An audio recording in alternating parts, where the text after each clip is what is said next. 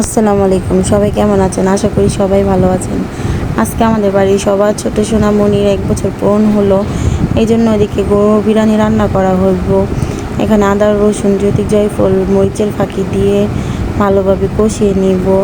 কষানো শেষে এখন আমরা গরু মাংস দিয়ে দিব। এখানে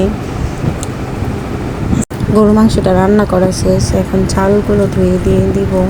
চাল ভালোভাবে কষিয়ে নিব। এখানে বিরিয়ানিটা রান্না করা হয়ে গেছে। সালাতের জন্য শসাগুলো কেটে নিব। এখানে আমি শসাগুলো কেটে নিতেছি। ওখানটা ভাবি ঘরগুলো গুছিয়ে নিতেছে। এখানে ভাবি বিরিয়ানিগুলো বেড়ে নিল, বাচ্চারা খেতে বসবে। আজকে আমার মেয়েরা মাদ্রাসা যাবে না, সুযোগ পাইছে মেহমান আসছে, এই জন্য আমার ভাবিদের বাসার থেকে ভাবি মা আসছে, ভাইয়ের মেয়েরা আসছে। এখানে আবার দুলাভাই ফোন দিছে, আব্দুল রহমানকে দেখতেছে। বাচ্চারা খেতে বসছে সবাই।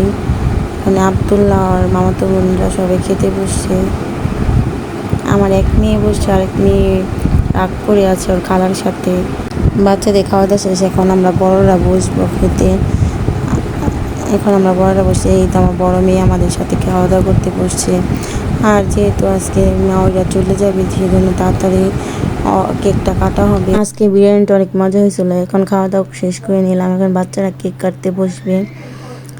তো এই কেকগুলা ভাবির ভাইয়ের মেয়ে পাঠিয়েছে, মজা হয়েছে, প্লাস অনেক সুন্দর হয়েছে।